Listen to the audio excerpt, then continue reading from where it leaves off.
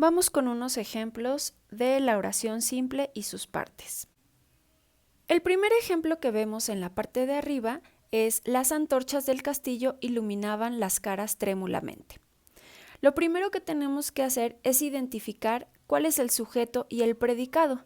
Se recomienda buscar los núcleos de cada uno de ellos para poder hacer una mejor identificación. En estos casos que presento, tenemos el sujeto al inicio de la oración y el predicado al final de la oración, pero recuerden que esto puede ser variable y el sujeto puede estar al inicio, en medio del predicado o al final del predicado. ¿Cómo lo vamos a encontrar? Fijándonos quién realiza la acción principal. En este caso, las antorchas del castillo, todo eso es mi sujeto. La parte más importante de ese sujeto es mi núcleo del sujeto y vemos que corresponde con un sustantivo o un pronombre. Las antorchas del castillo. Antorchas es lo más importante. Tengo un modificador directo que en este caso es un artículo y tengo un modificador indirecto que me da más información de qué antorcha se refiere y son las del castillo. En el predicado vamos a encontrar que la palabra más importante es iluminaban, es mi verbo conjugado, por lo tanto es el núcleo del predicado. Las caras es el objeto directo y se encuentra preguntando ¿qué iluminaban? ¿Qué más el verbo? Si hay respuesta, tenemos objeto directo. En este caso, las dos palabras, las caras. Y si tenemos más información que me indica cómo, cuándo, dónde, con quién, con qué instrumento, etc., esa información se conoce como complemento circunstancial. En este caso, es complemento circunstancial de modo porque me dice de qué manera se iluminaban. En este caso, se ocupó el complemento circunstancial con un adverbio. Veamos más ejemplos. Seguimos con la misma disposición, primero el sujeto y luego el predicado. En la primera oración he perdido la noción del tiempo desde ayer. No tenemos un sujeto escrito, por lo tanto estamos hablando de un sujeto tácito. Pero podemos saber que hay un sujeto por la conjugación del verbo. He perdido es un verbo compuesto. Fíjense cómo el verbo auxiliar haber está conjugado seguido por un verbo en participio. Las dos palabras es mi núcleo del predicado.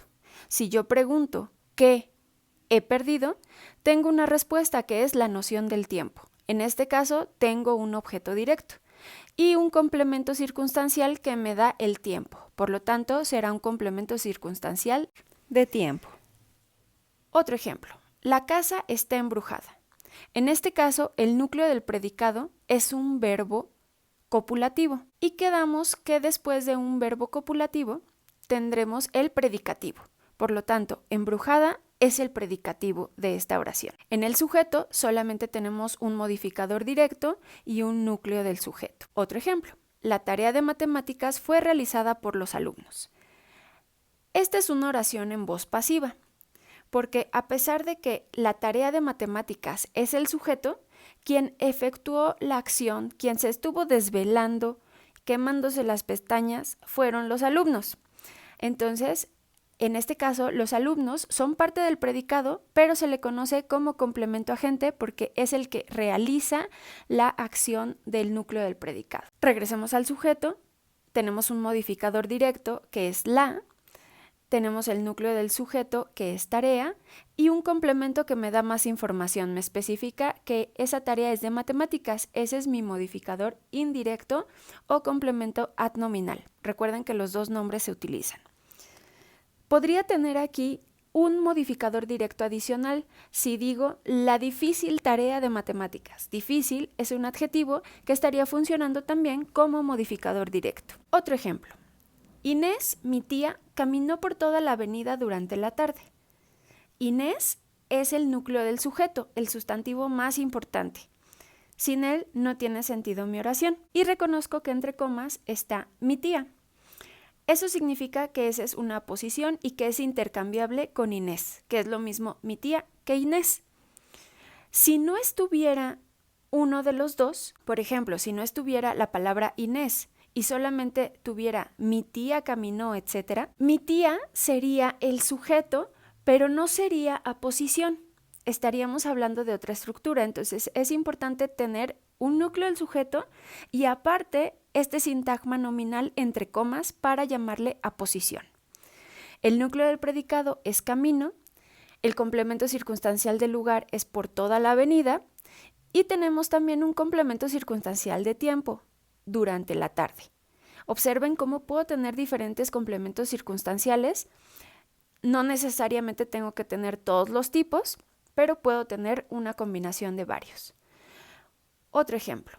Armando les dio una sorpresa a sus socios. Aquí tenemos un caso un poquito más complejo de objeto directo y objeto indirecto. El sujeto está sencillo. Solamente es un núcleo del sujeto, es un sustantivo. Pero el predicado es en donde se complican las cosas. El núcleo del predicado, mi verbo conjugado, es dio. Si yo pregunto ¿qué? Más el verbo, ¿qué dio? La respuesta es el objeto directo. En este caso, sí hay respuesta y es una sorpresa. Y si yo pregunto ¿a quién dio o para quién dio? Si hay una respuesta, tengo un objeto indirecto. En este caso, sí hay respuesta y es a sus socios. Las tres palabras a sus socios, eso es mi objeto indirecto. Pero noten cómo antes del núcleo del predicado tengo un pronombre, les. Este les se refiere a sus socios. Concuerda en género y número con el objeto indirecto. Por lo tanto, también es parte del objeto indirecto. No importa que esté antes o que esté separado, porque está haciendo referencia a las personas en quien recae la acción. Otro ejemplo, nos dieron una esperanza. En este caso, no tenemos un sujeto, por lo tanto estamos hablando de un sujeto tácito, pero podemos adivinarlo por la conjugación del verbo. En este caso, dieron. Y podemos suponer que es un ellos o un ellas que dieron. Ya en el análisis del predicado, preguntamos ¿qué dieron? Y si hay respuesta, es objeto directo. En este caso, una esperanza. Preguntamos ¿a quién o para quién fue esa esperanza? La respuesta no es un sustantivo como tal. Aquí no tenemos, como en el ejemplo anterior de a sus socios, pero sí tenemos una palabra que nos indica para quién fue esa esperanza. En este caso, nos, este pronombre se refiere a nosotros, los que estamos hablando. Entonces, identificamos que nos es el objeto indirecto.